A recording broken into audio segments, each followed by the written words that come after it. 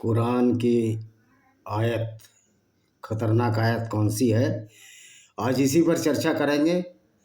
तो ये कोई साइमन नवाज है, पूर्वांचल यूनिवर्सिटी जौनपुर में पढ़ाई की है, 4 वर्ष पहले इसका एक लेख है। ये कितने झूठ बोलते हैं सारे मुस्लिम मौलाना, सारे इस्लामिक झूठ का पुलिंदा है, झूठ बोलते हैं और इनको शर्म नहीं आती। डॉक्टर यासिर अल-वाजीदी को मेरा चैलेंज है कि वो आकर बहस करे, जो शिकागो में रहता है। हम साबित कर देंगे कि कुरान का अल्लाह भी झूठा है। कुरान का अल्लाह जो तसव्वुर है अल्लाह का, वो फाल्स है, फैब्रिकेटेड है, और वो अल्लाह है ही नहीं। क्योंकि दुनिया को बनाने वाला वो सृजनकर्ता हो ही नहीं सकता जिसको यही नहीं पता कि मैंने कैसे लोगों को बनाया है। अल्लाह कहता है कि हमने हर को जोड़ों से पैदा किया है, लेकिन तो एनालिड्स जो कि केंचुए होते हैं उसमें तो जोड़े भी नहीं होते। और मेरी तो मास्टर डिग्री है, एमएससी जूलॉजी मैंने किया है। तो केंचुए में तो नर मादा एक ही में होते हैं। बहुत से ऐसे हैं जिसमें जोड़े ही नहीं होते, जैसे अमीबा, प्रोटियस, यूग्लिना, और एक और है यूग्लिना, अमीबा, और एक तीसरा और था मेरे ध्यान से उतर गया है। अमीबा हुआ, पैरामीशियम और यूग्लिना, ये तो वन सेलुलर है। तो इस्लाम तो जैव विकास को भी नहीं जानता, लेकिन ये दावा करते हैं कि इस्लाम का अल्लाह बनाने वाला है दुनिया को, जो कि एक मूर्खतापूर्ण बात है। मूर्खतापूर्ण बातें हैं जिसमें ये कहा जाता है कि हर चीज़ ईमान पर आधारित है, यानी विश्वास करो, मूर्खतापूर्ण बातों पर भी विश्वास करो। गो कि ये हर आइडियोलॉजी में किस तरह की मूर्खतापूर्ण बातें हैं। जिस प्रकार के हनुमान जी सूरज नहीं खा सकते, तो इसका अक्षरश मीनिंग लोगे तो हनुमान जी सूरज नहीं खा सकते। हाइपर बोल तो आप कुछ भी कर दीजिए, फिर ये झूठ हुआ ना। तो इसी तरह से जब बात कत्लो गारत की आ जाए, जब दूसरों को कत्ल करने वाली आ जाए, तो उसका मतलब तो कत्ल ही होगा। उसको तो उपमा रूपक में नहीं बयान किया जा सकता जब आदमी ने काम कर दिए हो। अगर मोहम्मद ने बनु कुरैजा लोगों को कत्ल किया तो वो कत्ल किया, उसको तो ये नहीं कह सकते कि वो कत्ल के समान था, क्योंकि आदमी तो मर गया। यानी कि आदमी का तो जीवन छीन लिया। मोहम्मद ने 700 से 900 नंगे करके जो बनु कुरैजा यहूदी के कबीलों को मार दिया, उनकी औरतों को बाजारों में बेच दिया। तो बेचने से तो उनको पैसा मिला, उसके बदले घोड़े हथियार खरीदे। तो ये तो हाइपरबोल अतिशयोक्ति नहीं हो सकती। हनुमान जी के मामले में तो अतिशयोक्ति हो सकती है, और उस अतिशयोक्ति से तो किसी का कोई नुकसान नहीं हो रहा। लेकिन इस्लाम की अतिशयोक्ति से, इस्लाम की मूर्खता से तो करोड़ों मुसलमानों का नुकसान हो रहा है, ब्रेन वॉश हो रहा है कि ये कैसा अल्लाह है जिसने दुनिया बनाई, और उस अल्लाह को पता ही नहीं कि दुनिया का स्वरूप क्या है, उसकी भौतिक संरचना कैसी है, किस तरह पृथ्वी का विकास हुआ, ये अल्लाह को मालूम ही नहीं। अल्लाह कहता है कि पृथ्वी चादर की तरह है, जबकि साइंस ने प्रूव कर दिया है कि पृथ्वी तो ओवल शेप है, गोल है। क्योंकि कोई भी मटेरियल जब घूम रहा है और जिसमें ग्रेविटेशनल भी फोर्स है, तो वो तो गोल ही हो जाएगा। आप नॉर्मल में देखिए, आप बहुत सारी चीज़ों को आप देख सकते हो, पानी की बूंदें गोल होती हैं, क्योंकि हर धातु के एटम्स में एक शक्ति होती है जो उसको बांधे रखती है, और जब एनर्जी से उस शक्ति को गर्म किया जाता है तो बॉन्ड टूट जाते हैं और गैस का रूप ले लेती है। तो फिर पृथ्वी तो गोल ही है, क्योंकि सॉलिड मटेरियल अंदर, हालांकि इसके अंदर भी लावा है, सब कुछ है। तो इस्लाम के अल्लाह को तो ये भी नहीं पता। और ये पहाड़ तो टेक्टोनिक प्लेट जब आपस में टकराती हैं पृथ्वी की जो अंदर परत है, तो उससे ही पहाड़ का निर्माण होता है। लेकिन इनका अल्लाह कह रहा है हमने पहाड़ ऊपर से गाड़ दिए। इस तरह की बहुत सी मूर्खतापूर्ण बातें हैं, जिससे साबित होता है ये अल्लाह एक झूठा पात्र है, काल्पनिक पात्र है, जो मोहम्मद ने अपने फायदे के लिए, बाद में जो इनके खलीफा है अब्बासिद, उन्होंने इसको गढ़ा है। दूसरी मूर्खतापूर्ण बात जो अल्लाह की है, अल्लाह के ज्ञान की है, वो ये है, अल्लाह कहता है कि मैं, धरती स्थिर है, मैंने बनाई है, वो नहीं घूमती, और सूर्य उसके चारों तरफ घूमता है। तो ये भी मूर्खतापूर्ण बात है। इससे मालूम होता है कि अल्लाह कुछ नहीं था, अल्लाह बेचारे का तो कोई कसूर ही नहीं है, क्योंकि अल्लाह है ही नहीं। ये तो मोहम्मद ने अपने फायदे के लिए अल्लाह को गढ़ा और अल्लाह के नाम से सारी लूट फसाद बलात्कार करवाए और किए, जिसको कि माले गनीमत के नाम से इस्लाम में जाना जाता है। अब ये सहमा नवाज कह रही है कुरान की कोई भी आयत खतरनाक नहीं है, बल्कि हर आयत इंसान के मार्गदर्शन के लिए, चाहे आपके जीवन का राजनीतिक, पारिवारिक, सामाजिक, आर्थिक पक्ष। अब ये मार्गदर्शन क्या देती है इस्लाम की आयत? इस्लाम की आयत यही मार्गदर्शन देती है कि वो अल्लाह है जिसको यही नहीं पता कि धरती कैसे बनी है या पहाड़ों का निर्माण कैसे होता है और धरती स्थिर है, यही देती है। यानी कि मूर्खतापूर्ण मार्गदर्शन को आप मार्गदर्शन कहेंगे। फिर ये क्या कहती है, कुरान की आयतें शराब मत पियो, तो ये शराबियों के लिए बड़ी खतरनाक है, क्योंकि उनको शराब से मना कर रही है। देखिए, शराब से भी ज़्यादा अगर खतरनाक है तो ये मोहम्मद की आइडियोलॉजी, जिसे इस्लाम कहते हैं। और क्या मोहम्मद शराब नहीं पीते थे? क्या उनका दामाद हजरत अली शराब नहीं पीता था? क्या इनका सहाबी हमजा, जो कि मुहाजिर था, जो कि मक्का से मदीना आया था, वो शराब नहीं पीता था? तो मोहम्मद भी खुद शराब पीते थे।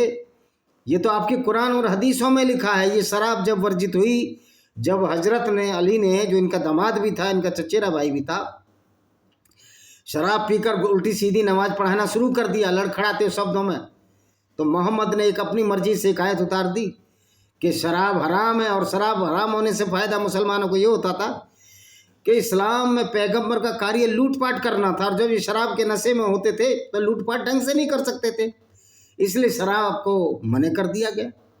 उससे पहले तो शराब पीते ही थे। कुरान की आयत है व्यभिचार और बलात्कार से दूर रहो, यह उन लोगों के खतरनाक है जो इस काम में लगे हुए हैं।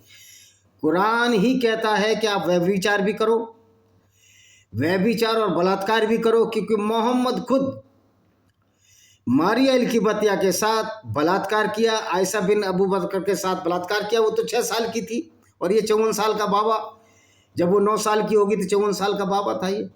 तो मोहम्मद के जो साथी थे, जिनको साहबा कहा जाता है या साहबी कहा जाता है, साहबी बहुत सारे और साहबी, ये साहबी था, साहबा था, साहबा बहुत सारे और साहबी एक, तो बलात्कार नहीं हुआ। अगर गैर मुस्लिम औरतों को तुम लूट रहे हो और उनको गुलाम बना रहे हो, और गुलाम के साथ ये कोई अनिवार्य शर्त नहीं है उससे शादी की जाए या उसकी रजामंदी से उसके साथ बलात्कार किया जाए या सेक्स किया, इंटरकोर्स किया जाए, तो आप वो भी करते थे। तो ये तो व्यभिचार और बलात्कार दोनों को साथ ही, कि मोहम्मद खुद इस तरह के काम करता था।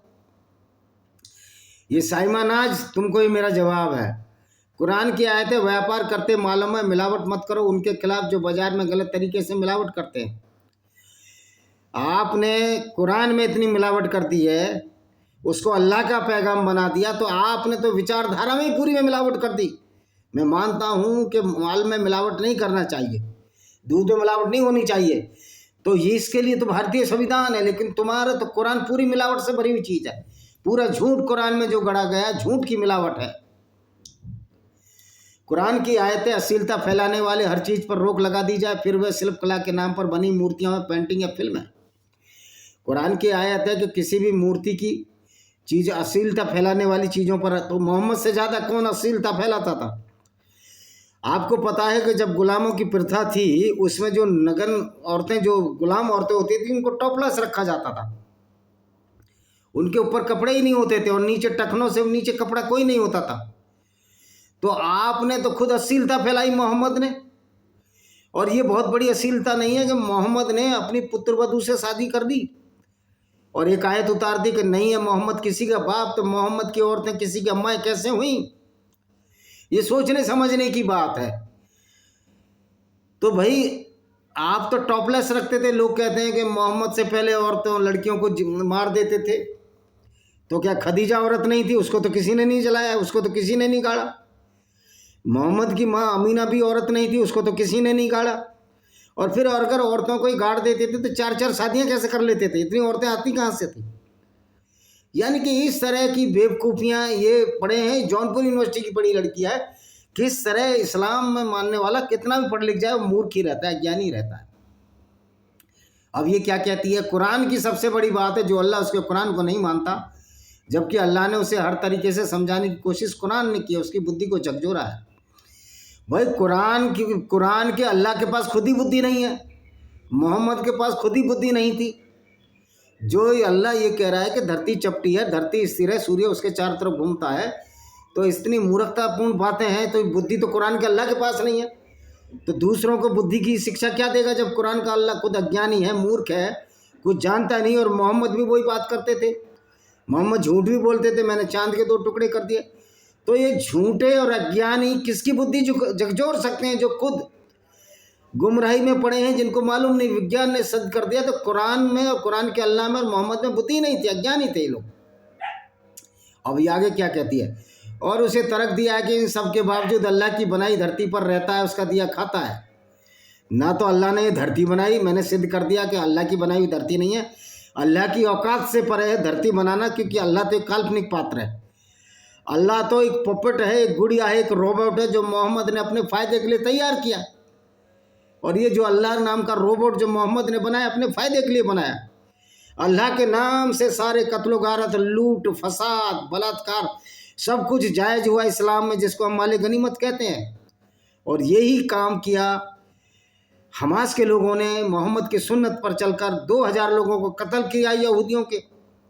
अभी उनकी औरतों के साथ बलात्कार किए, तो आज की बात है। अबू बकर रज़ी ने भी यही किया, क्योंकि इस्लाम तो बलात्कार को बढ़ाता है, इस्लाम तो गैर मुस्लिम औरतों की बेइज्जती करता है, ये अपनी भी औरतों की इज्जत नहीं करते। हलाला के नाम पर औरत को अपने दूसरे यहाँ भेज देते हैं। सिर्फ इस्लाम एक काम वासना की पूर्ति का एक जरिया था और लूटने का जरिया था। और जो मोहम्मद ने और कह रहे अल्लाह उसका दिया खाता है, अल्लाह की औकात ही नहीं है जो किसी को दे सके, अल्लाह की औकात से परे है, क्योंकि अल्लाह काल्पनिक है। वह सब अल्लाह ने उससे छीन नहीं लिया, लेकिन अल्लाह की औकात ही नहीं कि गैर मुस्लिमों से कुछ छीन सके, क्योंकि अल्लाह है ही नहीं। अल्लाह एक काल्पनिक पात्र है। फिर वह अपने सिर्फ संदेह अल्लाह के नहीं मानता। अल्लाह की मूर्खता के लिए हम अल्लाह को नहीं मानते, क्योंकि ऐसा अल्लाह, ऐसा मूर्ख अल्लाह को कौन मानेगा? ऐसे मूर्ख पैगंबर को कौन मानेगा, जिसको यही नहीं पता कि मैंने अल्लाह ने दुनिया बनाई, लेकिन अल्लाह को नहीं पता कि क्या करना है, कैसे दुनिया स्थिर है या चल रही है। तो देखिए 180 करोड़ हमारे मुसलमान भाई, मुझे तो दया आती है इन लोगों पर, ये किस तरह के मूर्खतापूर्ण आडम्बर को अपने लबादे को अल्लाह के नाम पर लिए फिरते हैं, लेकिन मन में इनके वही होता है कि हम पूरी दुनिया में इस्लाम फैलाना है, जो ना अल्लाह की औकात है, ना पैगंबर की औकात है, ना पैगंबर को मानने वाली की औकात है। अब ये क्या कहती है? अल्लाह ने सूरज और चांद को बनाया। देखिए अल्लाह की तो औकात ही नहीं है, ना सूरज बनाने की, ना चांद बनाने की, क्योंकि अल्लाह को तो कुछ पता ही नहीं है। और रात के लिए लोगों ने अल्लाह को छोड़कर सूरज और चांद की पूजा करने लगे। धरती बनाई के रहने, लेकिन धरती की पूजा करने लगे। कह रहे सूरज और चांद की पूजा करने लगे हुए मूर्ख, अल्लाह की पूजा से कुछ नहीं मिलने वाला। पृथ्वी की पूजा करोगे तो कम से कम उस पर रह रहे हो। सूरज और चांद की अगर सूरज ना हो ना, तो तुम्हारा अल्लाह के मानने वाले सारे मर जाएं। सबकी औकात एक दिन में नप जाए। और जो खाने पीने के लिए चीज़ें हैं वो सूरज की वजह से हैं, ना कि अल्लाह की वजह से, जो कि रोशनी देता है। पहाड़ बनाया ताकि धरती पर संतुलन बना रहे, लेकिन लोगों ने पत्थरों की पूजा करने, कह रहे पहाड़ बनाया। वो पहाड़ अल्लाह ने बनाए, अल्लाह की तो औकात ही नहीं पहाड़ बनाने की, क्योंकि पहाड़ तो बनते नहीं हैं। अल्लाह कहता है ऊपर से काटते हैं, जबकि पहाड़ तो नीचे से निकलते हैं। तो इस तरह की बातें हैं। और आगे क्या कहती है? कुरान की सबसे महत्वपूर्ण आयत ये है कि दुनिया ख़त्म हो जाएगी, हर इंसान और अल्लाह के सामने हाजिर होना होगा, इस बात का जवाब देना होगा। उसने अल्लाह को छोड़कर दूसरों की इबादत क्योंकि उसके कानून को क्यों नहीं माना? अल्लाह के कानून को हमने इसलिए नहीं माना कि अल्लाह मूर्ख है, अल्लाह को कुछ अता पता ही नहीं है। अल्लाह की बात को हम इसलिए नहीं मानते कि इस्लाम का अल्लाह अज्ञानी है, इस्लाम का अल्लाह कुछ नहीं बना, इस्लाम का अल्लाह एक काल्पनिक पात्र है, अल्लाह को ये प्रूव नहीं कर सकते। और हमने डिसअप्रूव कर दिया है, ये बता दिया कि अल्लाह नहीं है, क्योंकि अल्लाह जो जो बोलता है वो सब झूठ बोलता है। अल्लाह तुम्हारा झूठा है या अज्ञानी है, दोनों में से तो एक है। अगर पृथ्वी उसने बनाई है तो उसको ये नहीं पता कि पृथ्वी स्थिर नहीं है, पृथ्वी घूम रही है अपनी ध्रुवी पर, लेकिन कुरान का अल्लाह कहता है कि पृथ्वी घूम रही है, पृथ्वी स्थिर है और सूरज उसके चारों तरफ घूम रहा है। यानी कि अल्लाह की जो उल्टी खोपड़ी है उसको हम नहीं मानते, इसलिए नहीं मानते कि अल्लाह में दिमाग नहीं है। और मूर्ख की तजवीज़ करने से, मूर्ख की पूजा करने से तो कोई आदमी आगे बढ़ता नहीं। कुरान में कहा गया कि दुनिया ख़त्म होने के नज़दीक आ रही है, तब भी लोग खेल में पड़े हुए हैं और चैलेंज करते हैं हम गल सड़ जाएंगे तो हमें कैसे अल्लाह खड़ के सवाल करेगा। ओ भाई, अल्लाह की औकात नहीं, जो एक बार मर गया सो मर गया, अल्लाह उसको नहीं खड़ा कर सकता। ये मूर्खतापूर्ण बातें। साइमा नजमा क्या नाम है इसका, इसका पागल का साइमा नवाज, तुम अपने पास रखो, तुम मूर्खतापूर्ण बातें करती हो। अल्लाह कहता है कि जिस तरह उसने तुम्हें पहली बार पैदा किया, तुम कुछ नहीं थे, उसी समय दोबारा फिर पैदा कर देगा। अल्लाह की औकात नहीं, अल्लाह किसी को दोबारा पैदा नहीं कर सकता, क्योंकि अल्लाह को खुद मोहम्मद ने पैदा किया, मुसलमानों ने जो उसके खलीफे थे उन्होंने अल्लाह को पैदा किया। तो अल्लाह दुनिया को बनाने वाला नहीं है, बल्कि अल्लाह को बनाने वाला इंसान है। हमने अल्लाह को बनाया। हमने से मतलब जो मुसलमान, जो इस्लाम में विश्वास करते हैं, उन्हीं की पैदाइश ही अल्लाह है। जैसे बंजर जमीन में कुछ नहीं होता, लेकिन जब बारिश होती है तो उन्हीं बंजर जमीन पर पौधे उगाते हैं, उसी तरह अल्लाह ताला तुम्हें भी क़यामत के दिन दोबारा जिंदा करेगा। बंजर जमीन में कितनी भी बारिश कर लो, वहाँ पर पौधे उग ही नहीं सकते। अगर जमीन एसिडिक है ज़्यादा तो आप उसमें कुछ भी नहीं उगा सकते।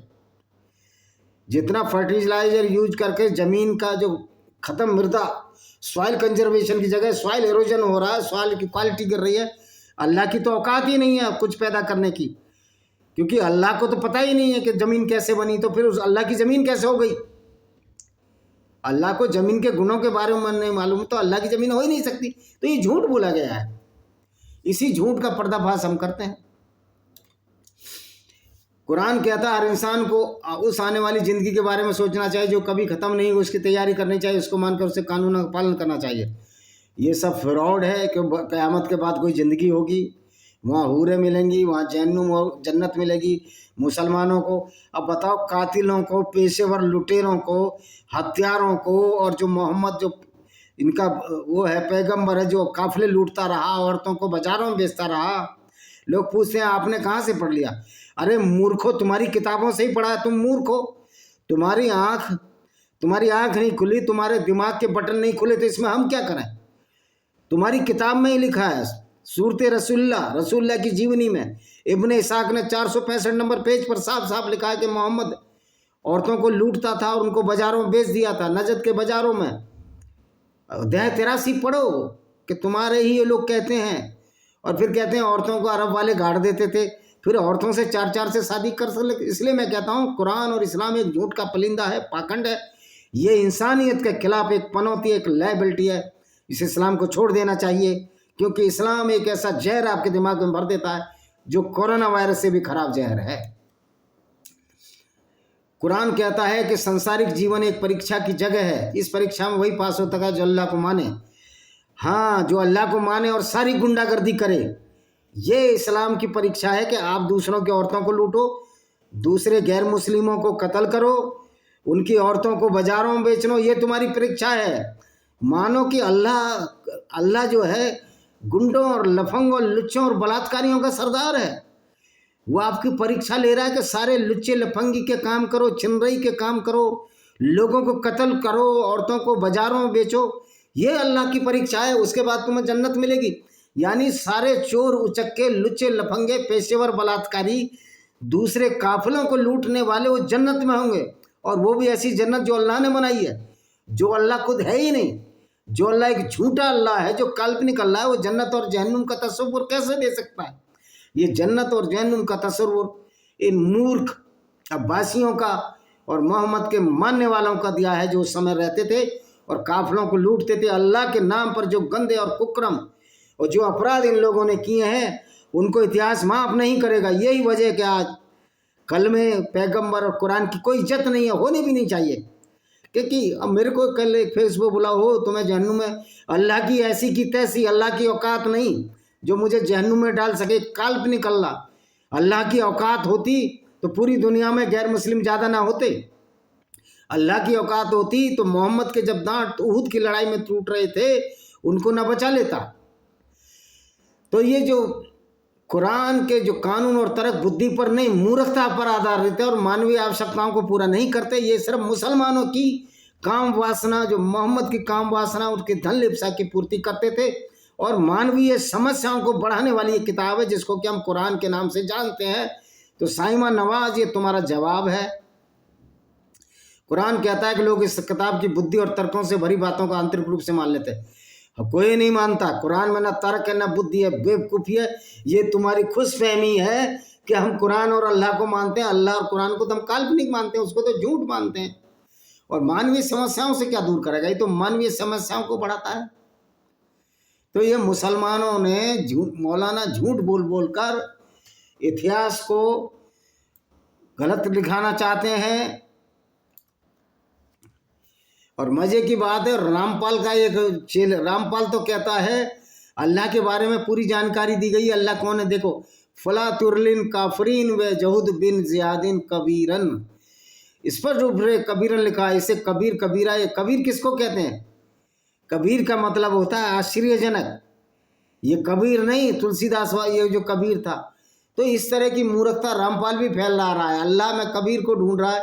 वो पहले तो अल्लाह ही नहीं है, इस्लाम ही झूठ है। अल्लाह ही झूठ की कसौटी पर उतरता ही नहीं, मूर्खता की कसौटी पर उतरता है। तो कुरान की जो पहली जो किताब है वो क्या कहती है? लिक्विडेशन, मैं सबसे दयालु सबसे कृपालु अल्लाह के नाम से शुरू करता हूँ। अब ये बताओ, ये न अल्लाह तो ना तो दयालु है ना कृपालु है, ये तो लुटेरों और बलात्कारियों का सरदार है। उनको गाइडलाइन देता है, उनको हिदायत देता है। और सारे संसार का स्वामी तो अल्लाह हो ही नहीं सकता, उसको तो पता ही नहीं दुनिया कैसे बनी है। तो इस तरह जो इनका पहला कलमा है वो ही, अच्छा देखो, मैं सबसे दयालु कृपालु ईश्वर के नाम से अल्लाह के नाम शुरू करता हूँ, बिस्मिल्लाहिर्रहमानिर्रहीम। होना ये चाहिए था, अगर ये खुद अल्लाह है तो ये कहता कि मैं अपने नाम से शुरू करता हूँ। अब ये कौन कह रहा है कि मैं अल्लाह के नाम से शुरू करता हूँ, जो सबसे रहीम है, दयालु है और सब कुछ जानने वाला है। अल्लाह ना तो सब कुछ जानने वाला है ना दयालु है, बल्कि अल्लाह तो क्रूर और अत्याचारी है। वैसे तो बेचारा नकली अल्लाह जबरदस्ती की गाली खा रहा है।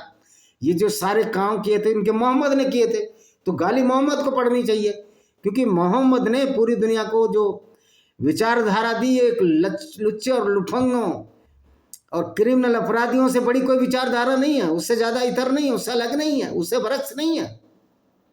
तो आप देखिए ये जो कुरान जो है ये किस तरह गैर मुस्लिमों को कत्ल व गारत करने की बात करता है। और ये वामपंथी इतिहासकारों में, वामपंथियों में दम नहीं जो कुरान की आयतों में बात करें।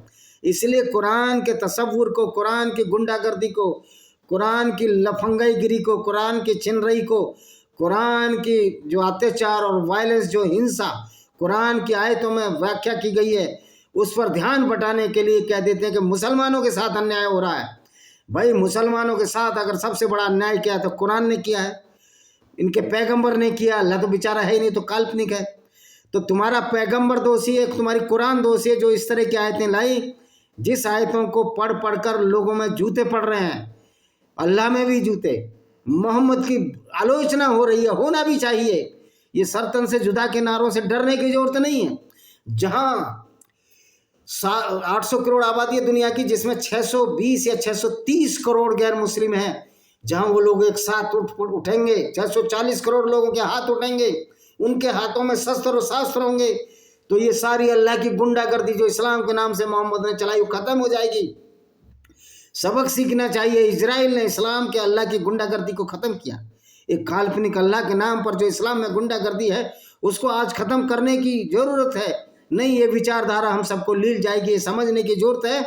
और मेरा दावा है उन सारे मौलानाओं के, तुम झूठ बोलते हो, झूठे हो। ना इस्लाम का अल्लाह दयालु है न रहमान है, क्योंकि अल्लाह नाम की कोई चीज़ इस दुनिया में नहीं है, कल्पित चीज़ है। और तुम्हारा पैगंबर तो बहुत क्रूर और अत्याचारी है और बलात्कारी, और लोगों से, अपने साथियों को बलात्कार के लिए औरतें मुहैया कराने वाला था, औरतों को लूटने वाला था। लोग कहते हैं जो औरतें युद्ध में लड़ने आती थी उनको लूटा जाता था।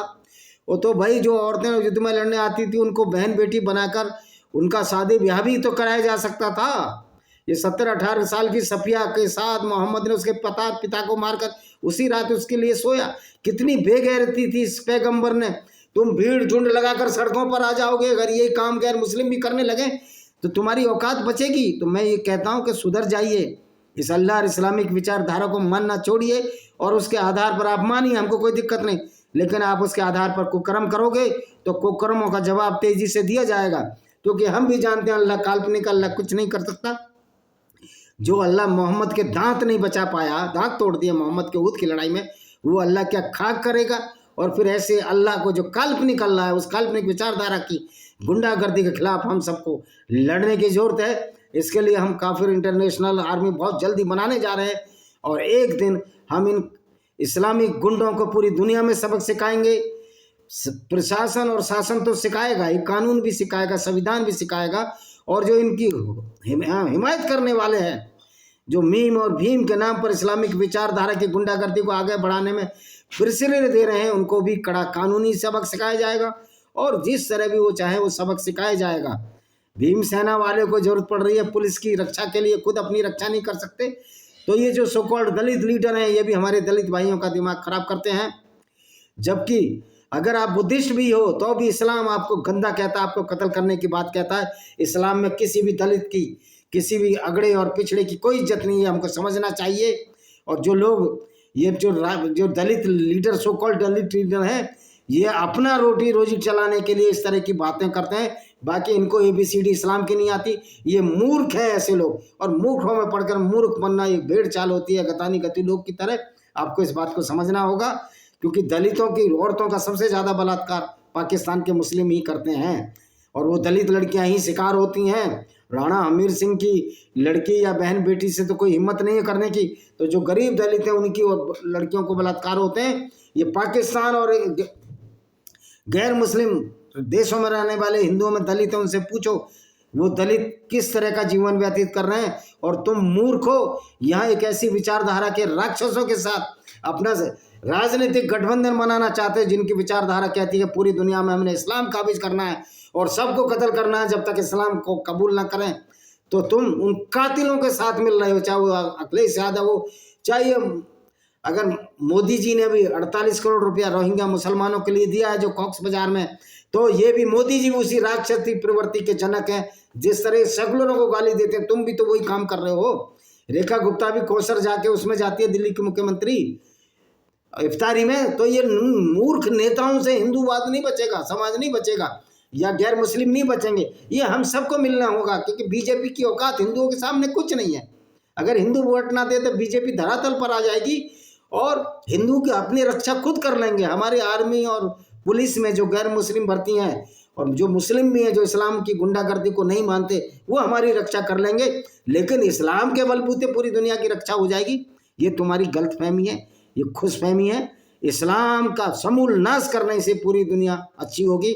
इसी के साथ मेरी एक किताब है जो इस्लाम की पोल खोलती हुई है, Jauhar in Indian subcontinent, paranoia of cults by Vijay Kumar Pal. इसको जरूर पढ़िए। आशा है कि आपको ये वीडियो पसंद आएगा। वीडियो को शेयर करें, सब्सक्राइब करें, बेल आइकन दबाएं ताकि आने वाले नोटिफिकेशन आपको मिल सकें। वंदे मातरम, जय हिंद, आपका दिन शुभ हो।